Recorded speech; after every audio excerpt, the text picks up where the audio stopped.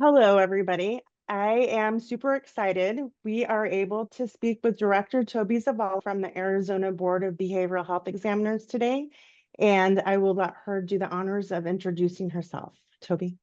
Thank you so much. Well, I'm very, very excited to be with you all today, and I thank you for allowing me to come into your space. As mentioned, I'm the executive director of the board that you at some point are going to be licensed by. One thing that I want to share with you is there was a time back in the late 90s where there was a group of individuals that sat in a room that said to themselves, I want to be part of a profession. I want to be a behavioral health professional. I want to be like doctors are recognized, psychologists, dentists, lawyers. And so they all got together and decided that in order for a behavioral health professional would be licensed is to develop a regulatory board. So they went through that legislative process, and in 2004, you became a profession. So now our board is what we call a regulatory board. It's a composite board. So we oversee addiction counselors, we oversee counselors, marriage and family therapists, as well as social workers. We currently have over 19,000 in the field. And I will tell you, it was a great profession for you to choose because you're always going to have a job. In the state of Arizona, our clients, vulnerable clients, are underserved. I've now been with the board for 15 years. I love what I do, and I have a lot of passion for what our board does. Students who complete the program at Rio Salado College, once they complete the license addiction counselor tech, licensing requirements can be overwhelming. What are some key points that students should be aware of? So you guys have picked a great school. The reason why you picked such a great school is because it's NASAC approved. And what this basically means is when you apply for licensure, it's like a rubber stamp. It means it doesn't have to go down a different path or it has to be reviewed, meaning that every coursework, every syllabi that you've done meets requirements because it already has met. So you picked a great program to be a part of and to get licensed in the state of Arizona. What I would suggest, being that that part is a rubber stamp, what I would suggest to you is that when you're completing that application for licensure, be sure not to be completing it on your cell phone. Y'all might laugh at me right now, but I will tell you that it's your livelihood, and that application is going to be really important. There's going to be a lot of boxes to check, a lot of I's to dot, and a lot of T's to cross, and it's going to be very difficult for you to see all that on your phone. And what ends up happening is about 20% of applications that come through are what we call deficient. So as we get over 4,000 applications a year, we have a big old stack, right, that come in regularly. It's electronic, but just visualize it with me. We have a big old stack. And now, this person comes in and they're deficient. They didn't do something they were supposed to. So now they get taken out of that pile. They get put over here. They're told they get 60 days to fix that deficiency. And this next person comes up in line. But guess what happens when this person over here fulfills its deficiency? It now comes back over to this line. So everybody gets stopped up as people are deficient. Again, 20% are deficient. Strongly encourage you to do it on your computer. Strongly encourage you to do it next to somebody, whether it be a colleague, a friend, a family member, a neighbor, a professor, where you work. Have somebody else review it to make sure what you're submitting meets all of the requirements. You've checked all those boxes. And the second piece of that's really important that we see missed a lot, what we have called background questions. There's going to be 9 background questions. Please know that the board is not doing it to open up your dirty underwear drawer. We're doing it to make sure that you're safe and competent to practice, right? Because that's the role that we have as a regulatory board, to ensure that you are safe and competent to practice. I'm going to say it a couple times in the next few minutes, but 99.99% applicants that come through are going to get licensed. Okay. I can also tell you that 39% of our applicants that come in have a history, meaning they have a criminal background, maybe multiple arrests, maybe they have an addiction problem or had an addiction problem, maybe they have other behavioral health issues. All right. So one of the questions that's going to be on that background question is very objective. It basically says, past 5 years, have you had any behavioral health issues or physical issues that can impair your ability to safely and competently practice? Let me tell you what that looks like. We're not asking you if you and your spouse are going to therapy. We're not asking if you're going to therapy. What we're asking is, are you on medications where if you went off of those medications, you might be unfit to practice? We have licensees that are schizophrenias. We have licensees that are manic depressive. We have paranoia, but they're on medication to control it. So we need to know if that answer is yes, then you need to check the box yes. And then I would strongly encourage you to go to whoever's treating you, ask them to submit a one-page summary that you're being treated and that you're in compliant with your medications. We don't need to know your whole history. We don't need to know how you got to where you were to where you are today. We just need to know that you're safe and confident to practice. In addition to that, if you have an addiction problem, you still are an addict, right? That means in the last 5 years, you've dealt with addiction. Maybe you've been sober for 7 years, but the answer to that question would be yes. And then you would state in there, my sobriety date is, June of 2018. And I have a strong relapse prevention plan. Maybe it's only a year. The board typically likes to see a year of sobriety under their belt because we really feel strongly that when somebody becomes sober for the first time, they need to focus on themselves and not so much their career. But let me remind you again the importance of making sure if you are being treated for something, or if you were to go off your medication or go off your relapse prevention plan, you could be considered unsafe to practice. You would need to mark yes on that box, and then we're going to process it. The second question that gets a little bit hiccup once in a while from our students is the question that says, have you ever been arrested or charged? People say no, and then we get a fingerprint hit. And we reach out and say, why did you mark no on this? We show that you were arrested in 2012. And they said, oh, well, I heard that it was expunged. That wasn't the question. The question was, have you ever been arrested or charged? So the answer is yes. If that means in 2012 you were arrested for a DUI or underage drinking or criminal damage or domestic violence, those are the ones we see typically, then just mark yes, tell us what it was.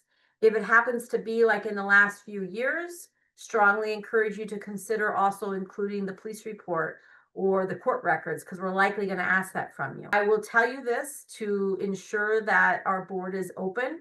As I mentioned earlier, 99.99% come through, with 39% having a history of behavioral health, addictions, or criminal. They're gonna get licensed. We actually licensed a murderer. Somebody murdered somebody, spent 19 years in prison, got out, was on parole. During parole, they put themselves through a master's program, and shortly thereafter got a position at an agency where they were providing behavioral health services, not psychotherapy, but behavioral health services.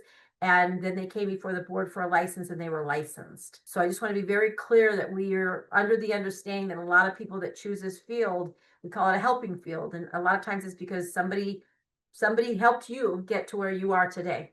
All right. Or maybe you just have a caring heart. So it really doesn't matter. But I want to be really clear. If you're curious on that 0.01% that don't get licensed, we had, I think, 6 in the last 2 years. 2 of them came from another state that had a license, and they were licensed were revoked for having sex with a client.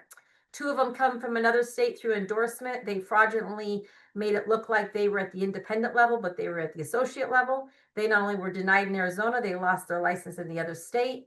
And the other 2 during the application process relapsed. And instead of putting their application on hold, they ended up getting denied for unprofessional conduct. I just want to be really clear, 39% of you are going to have a history. And so be transparent with the board. If you're not transparent with the board and we find out you were arrested, we find out that you have other issues, which by the way, we probably find out a lot, then now we question your character. So be very, very mindful of that. So again, the 2 biggest pointers that I'm going to put here is the being correct on your application, making sure that it's complete, making sure that all of the answers are transparent and honest. Okay. The other thing I just want to remind you too is once you graduate, you can have that your official transcript. You are waiting to study for the exam. You can apply for a temporary license. So what you would do is you would apply for your addiction technician license, and at the same time, you would apply for your temporary license. And so we can issue a temporary license while pending that exam and studying. So that might be a lot for you right now, but just keep that in mind. That's a question that you might want to ask one of your professors or call and ask the board when that time comes. On the application, it says, have you ever? Does that also include when a applicant was a minor? Great question. Absolutely, it does. We get a lot of minors in consumption. Just for the record, we sign off on them so fast it's not even funny. It's just that we need to know that there's that history there. So my next question is, how long does it take for the application process? So if I submit my application today, like how long would that take? And then if you could talk a little bit about renewal. So the application process, because you're in an approved program, it is going to be very quick. The first component is your application complete? Let's just say, best case scenario, your application is complete. You've got your fingerprint card or your clearance card, you've got your official transcript, everything's complete. You could probably get a temporary license in a matter of a couple of days. Choose not to get your temporary license. You just want to get afforded the opportunity to test. You're going to be afforded the opportunity to test in a few days, and you're going to have a year to take that test. So it's a very quick process. Now, keep in mind, if your application is not complete, it's going to take that much longer. And it also has the ability to make other people's take longer. So that can be kind of a cluster. And then the other piece to that too is that 39% of you that are going to mark yes on a background question, that might take an extra week or two. It might just depend on what the situation is. If it's more recent information that you have submitted, we may dive in a little bit further into your criminal background. If it's a minor in consumption that happened, 6 years ago, it can be signed off really quickly. So if you've marked yes, there's a chance that it might take a little bit longer because it has to go through a vetting process through the investigations department. Once you're licensed with the board, your license will expire every 2 years. And at the end of the 2 years, you will have to what we call renew your license. So there's a fee. And then in addition to the fee, you have to do 30 CEUs. Now that 30 CEUs was over that 2-year time period. Within those 30 CEUs, there is a 3-hour renewal tutorial that you must complete. That's on our board's website. There's also a requirement for 3 hours for a cultural sensitivity CEU. There's also 3 CEUs that are required for behavioral health ethics. Up until recently, the addiction counselors had to take some additional type courses within that 30 CEUs that focused on substance addictions only. Due to the recent scope of practice change, there's a current rulemaking in place that should likely be approved by the end of the year. And with that said, it's going to look like all 4 of our professions. So basically 3 hours for your renewal tutorial, 3 hours of behavioral health ethics, 3 hours of cultural sensitivity, and then the remaining hours can be basically anything for you to maintain or expand your scope of competency. Director Zavala, I've had the privilege to speak to you more than one time. And one thing that you say that I really appreciate is I say scope of practice and you go, well, I want to talk about scope of competency. So would you touch on that a little bit, especially with the expansion of services that licensed addiction counselors can provide? So when you're specifically looking at an addiction counselor, there is a scope of practice, and that scope of practice is quite large. It's basically your scope of practice is working with anybody with the process addiction, what you're being taught through school. All right.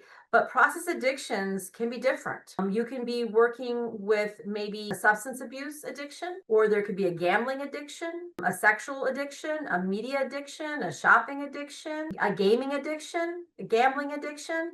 Those addictions, even though the process might look similar, providing psychotherapy, somebody is going to look different. If you want to work with all addictions, you're going to need to know that you have a scope of competency to treat people that have a sexual addiction, people that have a substance abuse addiction, people that have a gambling addiction. The other piece of that is, and I'm not, full disclosure, I'm not licensed by the board. I do have a social work degree, but this is not in my wheelhouse like it will be in your wheelhouse. But it's really important to remember scope of competency is what you know. It's what your education has provided you. It's what your training has provided you, and it's what your experience has provided you. For example, say you've decided that you want to only work with people that have a substance abuse addiction. Let's just say that to make things simple. Now, we all know that people that have addictions that stem from somewhere. So you might have what we call co-occurring disorder. Maybe you have depression and that's why you drink. Now you work with those together, okay? But let's just say a year from now, as you're treating this person for a substance abuse addiction, you find out they share with you they also have a gambling addiction. Do you just start treating them for the gambling addiction? No, you can't, because it's not within your scope of competency.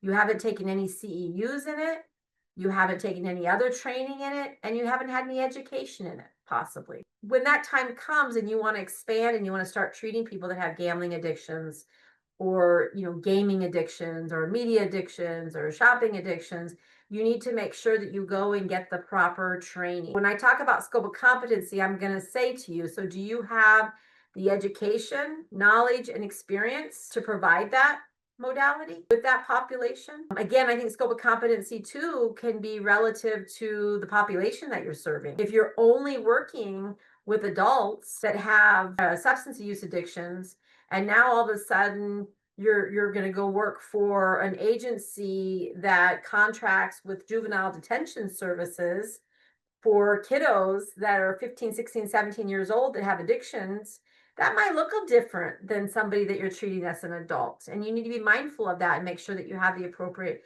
education, training, experience to do that. So that's what I talk about when I talk about scope of competency, because scope of practice is just a really big way of saying this is what you can do with your license. But your scope of competency is going to be much smaller, because everybody will choose a population, they'll choose a particular modality and in particular addictions that they're going to want to work with. To recap, scope of competency would be determined by education, knowledge, and experience. Correct. What resources does the board offer to help or assist new grads or new applicants or licensees? There's a handful of things that the board has to offer. And the first and foremost thing is I'm going to say would be our website. Get familiar with our website. We just recently reformed our website. I'm still getting used to it. But if you take a look at our website, we've got a lot of resources on that website.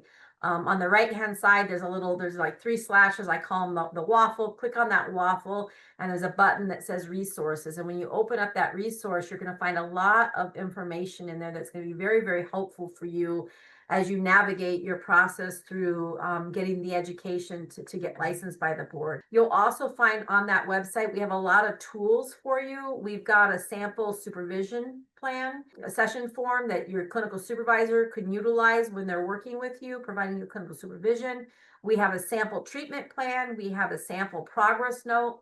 We have sample supervision logs. You can use any of those. You're not required to use any of those. Utilize those resources we have. The board also has a Facebook. You can find that link on our website as well. It is really an avenue for us to educate. We provide educational resources on there. We also strongly encourage you to attend a board meeting.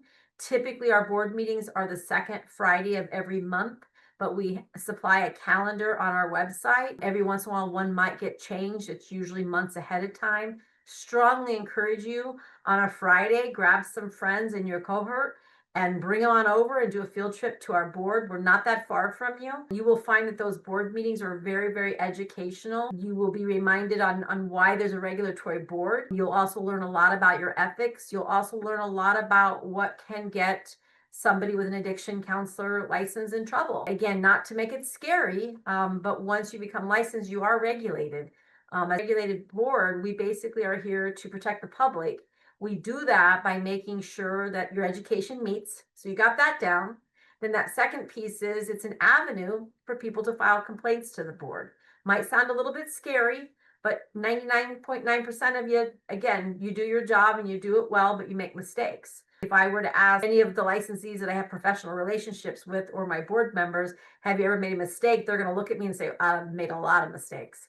So once you make mistakes, it's how you fix it. So again, utilize our website, utilize all of our sample templates that we have on our board's website. Use me as a tool. I don't want a lot of calls from students, but if you're ever in a position where you find yourself in a job a year or two after you graduate and you're not getting the answers from anybody, or you want me to come in and talk to your place of employment, you know, in a Zoom virtual meeting and talk about ethics, I'm always happy to do that. I'm very good about responding back to emails. Phone calls are a lot harder, so email me if you have questions. Be familiar with the NADAC Code of Ethics. They're really important. They're very useful, and make sure that you're familiar with that. Continuing ed still available for people, for licensees? If you are licensed by the board, attending a board meeting, you can receive up to 6 hours of CEUs. Once you are licensed, you can get up to 6 CEUs that can be counted as your behavioral health ethics. So, Director Zavala, can you tell me what's the case for licensure? Like, why would a person want to become licensed? Another great question. So the reason that you want to be licensed is because there's going to be a lot of opportunity for you. People see a regulatory body as a profession. You get licensed by the board. When you go look for a job, many jobs are going to require you to be licensed. So you're going to have more job opportunities. And then secondly, you're going to have more opportunities for growth. And when I talk about growth, I don't mean, you know, just growth within the company and as a leadership position, but also, you know, more money. The importance of licensure is going to be really important. And I think we continue to grow. I started 15 years ago. We had about 7,000 licensees. We're up to 19,000. And with a license, you're always going to be able to get a job. What do you wish more people knew? If I had a magic wand, I would like that more of our addiction counselors knew more about the importance of boundaries with clients and their scope of competency. This is really important because there's a saying out there that says bad therapy can be worse than no therapy. Oftentimes we find ourselves in positions where you're working with clients, and your job when you're working with these vulnerable clients, what client's vulnerable? Every client's vulnerable on a very different scale, but all clients are vulnerable. You have one job. When you are their addiction counselor, you have one job, and that is to treat their addiction. And so anything that's happening outside of that hour session or outside of your job description is a boundary issue. We see lots of boundary issues here at the board. They can be as simple as maybe texting them, maybe sending them pictures of hiking. It can be as bad as having sex with them. It could be as bad, it could be as minimal as giving them, you know, Christmas gifts, or giving them hugs, or allowing them to sit next to you on the couch during session, or texting with them out of your service time. It could be sexting with them. So we see it all. I can't make it up. Out of all of the individuals that get disciplined by our board, 80% are boundary related. If there was one thing that I would want our addiction counselors to know, is that they need to have very strong boundaries and ethics when they're in this field. The second piece, that would be the biggest. The second piece is making sure you stay within your scope of competency. Again, if you go out of your scope of competency, which is your education, training, and experience, you can hurt somebody. You're treating somebody for addiction counseling and you decide that you want to use EMDR, that's possible. But what kind of education, training, experience do you have using EMDR? Because if you don't have the appropriate training, you can hurt them. And then it's better for them to never have had addiction counseling. So those are the two things I would, if I had a magic wand, I'd be like, please know your ethics. Please keep your boundaries close to you. And please make sure you know your scope of competency. How does the board respond to changes in the field? Our board, we're a regulatory board, and I do believe that sometimes people often think that we have these powers to make changes, but at the end of the day, we make changes based on what the professions want. As I mentioned earlier, we're a composite board, so we oversee 4 professions. Speaking specifically about this profession, we're going to change our rules and change our laws based on what that profession wants. So in this particular case, we're going to be listening to the State Association of Addiction Counselors. So I'm going to strongly encourage you as students and or as professionals, once you are licensed by the board, to work with your state association, to work with the national association, to make change. Have a voice. Your voice is important. All right, that's terrific. Thank you so much for taking the time to speak to folks and for us to record it and make sure that it's accessible to all. And that's it for today. All right. Thank you for having me. Good luck, Thank you. everybody.